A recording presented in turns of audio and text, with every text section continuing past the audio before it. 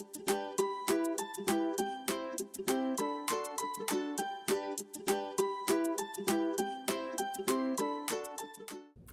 I'm Shelby with Little Justice Leaders, and today I'm going to be talking you through how to talk to kids about current events that they might be hearing about in the news, on social media, or from their friends at school that are a little bit difficult to navigate with little kids. So I'm going to give you an 8-step framework of exactly how to approach any difficult topics, particularly those related to social issues and social justice that might be coming up for your kids. The first step is to acknowledge the issue. If you pretend that it doesn't exist, then your kids are more likely to develop misconceptions, hear about fake news, and develop a lot of fear around that issue. They might think that it's not appropriate to bring it up. They might think that they can't come to you with their questions or their confusion about what's going on. So you always want to acknowledge it if it's something that you know your kids are hearing about anyway. The second step is to model vulnerability. If it's something that makes you really sad, say that. If it's something that makes you really angry, tell them that. So when you tell them about the feelings that come up for you, that allows them to recognize that they're allowed to have feelings too, and that it's completely normal for them to maybe have big feelings in response to these big issues that are coming up and that they're learning about. The third thing you're going to want to do is check for their feelings. So once you've modeled your own, ask them how they're feeling about it. Ask them directly if they haven't told you, so that you can identify where they might have fear or anger or sadness, and that's going to help guide the rest of the conversation. The next thing you're going to want to do is check for their understanding. So as an adult, you might have the assumption that they're understanding what's going on and they're able to discern reality from fiction when it comes to hearing about these issues, but that's not necessarily true. Kids probably hear lots of misconceptions. They get a lot of ideas that aren't true from other kids at school, or just from misunderstanding what they're seeing in the news, or fake news that's coming up. So you want to check what they think they know about this topic so that you can correct any misunderstandings right away. The next thing you're going to want to do is make connections to topics that they understand. So if it's something that is a little bit difficult to grasp, you're going to want to try to make a metaphor or create some kind of connection so that they can make sense of it with their world knowledge. So for example, a lot of kids understand the concept of bullying. So you might say, depending on what the topic is, this is something similar to bullying when someone's being treated badly.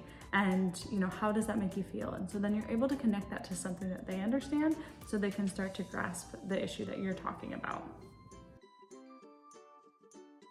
The next thing you're gonna wanna do is explain the situation. So plainly explain what's going on and be honest about it without going too deep into any details if there are violent details, or if there's information that kids don't need to know. Obviously you can leave that out, but give them the basics of what's going on, what the issue is, what happened, and so that they can understand exactly what was going on and answer their questions honestly. When they have questions, it's because they are curious and they really want to know what's going on. So be honest in your answers while still keeping in mind, of course, their age and maturity, and making sure that you're not telling them anything that's going to cause them a lot of fear and concern.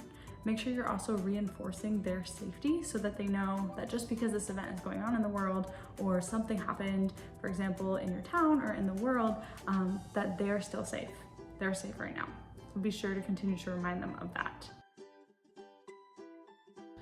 The next thing you're going to want to do is uplift the situation. So even the most desperate situations, there's something positive that comes from it. And this is really important for kids.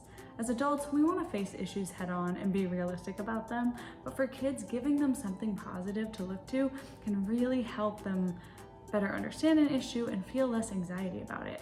So give them something good. Is it that people are helping? Is it that change is being made over time? Is it that things are getting better? Whatever it is, find something positive and be sure to share that information with them so that they can see something besides just the sadness or the heaviness of what you're talking about. And last but not least, you're going to want to move towards action. Is there something you can do, big or small, to learn more about this issue, to help people who are impacted by this issue, to change the situation that's happening. Because when you allow kids to take action and encourage them to take action, that gives them a sense of agency and a feeling that they have some control, which is going to, again, relieve a lot of the anxiety, fear, confusion that they might be feeling when it comes to these really big social issues that are hard to understand. So if you can, try to find a way to move towards action so that you can take some action together, even if that action is just, let's learn more about this so we can be informed, because that alone can be really helpful when it comes to a lot of social issues where there's a lot of ignorance around them. So talk to your kids about that. Use these 8 steps. These 8 steps are going to help guide you immensely in any situation.